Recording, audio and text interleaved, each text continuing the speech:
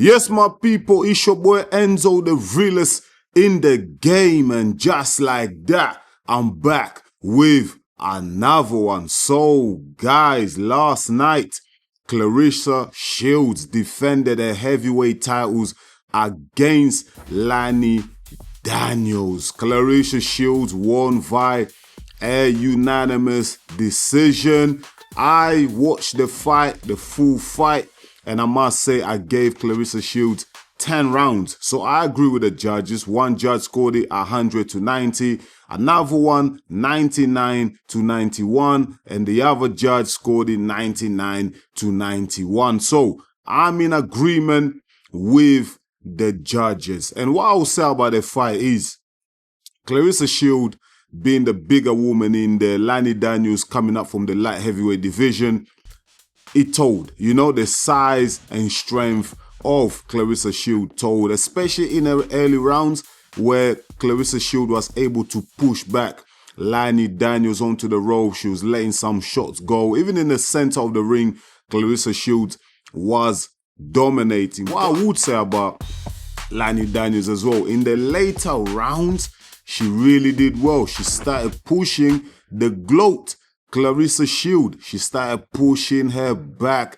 into the ropes and landing some bombs of her own. But it was too late, you know. By the time Lani Daniels warmed up and started fighting back, it was too late. I've read the comments. I see some people saying that, yo, Claressa Shields was just too big, too strong, and Lani Daniels basically came in there just to survive, and she went in there for the payday. I don't believe that. I'm not really in agreement with that. I just believe that Claressa Shields, her size and strength and skill was a little bit too much for Lani Daniels last night. But regardless, man, Lani Daniels did really well. She performed good. You know, she did what she could. Unfortunately, she just came up against the GWOAT, which is Claressa Shields. There's no shame in losing against Claressa Shields. So well done to Lani Daniels. She performed well, and listen, she can go back to light heavy if that's what she's gonna do, or continue at the heavyweight division, and she's gonna have other fights. I don't really see no problems with Lani Daniels trying, you know, her luck, you know, or trying to go at greatness. She failed. So what? It's boxing. But what I am gonna say about Claressa Shields is there's not a lot of competition for her in the heavyweight division. I do believe, and I've spoken to a few people and I've read a commentary and I've seen what other people have to say, is that Claressa Shields might have to go down to the lower weight. She might have to lose some weight for more competition. You know, me, myself, the best fight that I've seen Claressa Shields involved in was against Savannah Marshall. I think that was a very competitive fight. Savannah Marshall was a tall, big, strong fighter who really pushed Claressa Shields to her limits. You know, Claressa Shields really had to dig in deep, you know, to find something else, you know, get something out of the bag to really win that fight against Savannah Marshall. That was really, really impressive. A tough fight for Claressa Shields, and I think that really improved her. And from then, I've seen Claressa Shields even become a better fighter. So competition does improve you as a fighter, you know. And I've seen some people throwing Katie Taylor's name in there, you know, for Claressa Shields to fight. Listen, I'm gonna be honest here. I'm not the most educated in women's boxing. I'm gonna keep it real. You know me, I'm Enzo, the realest in the game. I'm not gonna sit here and pretend that I know everything about women's boxing, cause I don't, you know. But what I've seen from Katie Taylor, a lot of people do consider her the GOAT. A lot of people say Katie Taylor opened the doors for women's boxing with her Olympics, you know, success and everything like that. So I would like to see her fight Claressa Shields. I want to see them to go at it. How much weight does, you know, Shields have to lose? And that's Claressa Shields actually want to drop down to Katie Taylor's weight and fight her. I don't know, man. I don't know if she has the appetite for that. But that's a fight that I see a lot of people talking about. I see a lot of people commenting saying that they want to see that fight. It's going to be competitive, or a rematch against Savannah Marshall, because it was competitive.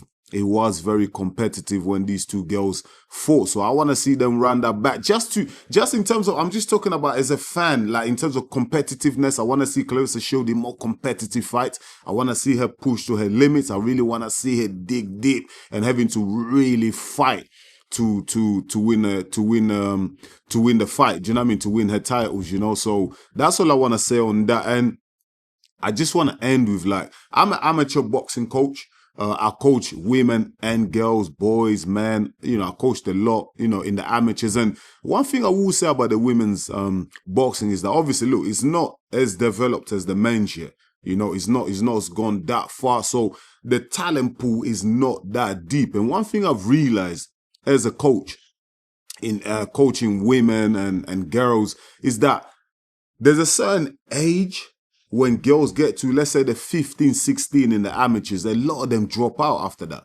You know, a lot of them do drop out. Listen, I've been a teenager. You've been a teenager at home, and we know how it is. When you're a teenager, a lot of things are happening. You know what I mean? Hormones and peer pressure. A lot of things are going on in your life, and I just feel like there needs to be more support for young girls out there who do want to have a professional career in women's boxing, but they get to 16, 17, life gets to them, and a lot of girls do drop out. I see girls dropping out at gyms once they get to 16. And for me, it's real sad for the women's boxing, because that means, yeah, all those skills girls, yeah, that are so talented, yeah, because they're dropping out at 16, we're not really seeing the talent pool come through. Do you know what I mean? And that's going to reflect on the professional level of women's boxing, because we're not going to see a lot of talent, you know, and the women's game, the women's boxing won't be able to develop.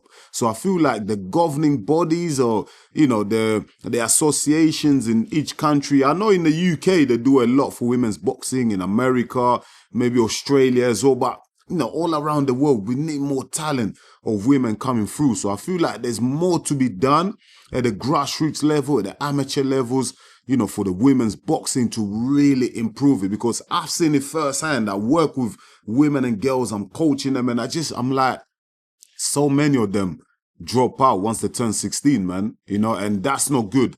That is not good. If the women's boxing is going to be developed, we need to find a way to keep more girls who are talented in the sport, keep them motivated, you know, for them to carry on and have a successful career, you know, in the professional levels. And that's all I wanted to say on this topic in terms of women's boxing. And me, myself, yeah, as an analyst, as a coach, every day I'm trying to improve, you know, I'm trying to educate myself more on women's boxing, and I'm going to be watching more women's boxing. I'm going to be doing more fight breakdowns, more predictions, more analysis on women's boxing, because I feel like it's my duty as well, you know. Like if I'm gonna cover boxing, I'm not just gonna focus on the men's boxing. I need to focus on women's boxing. Do you know what I mean? And really help to push that as well and promote it. I feel like I have to play my part. The fans have to play their part. So I feel like we all have a part to play, and that's all I want to say on that subject. But guys and girls, let me know in the comments what you thought about the performance of Lani Daniels and Claressa Shields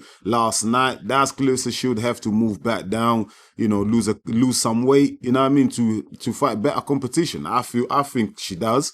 Let me know in the comments what you think. Let's have this conversation. I really appreciate it. Once again, thank you so much for watching EMGM Sports. It's me, your boy Enzo, the realest in the game. Please don't forget to smash the like button. And if you're new to the channel, go ahead and subscribe, because that's the only way you're going to help us to grow. I'll be back real soon with another one. Until then, stay blessed, my people. Peace.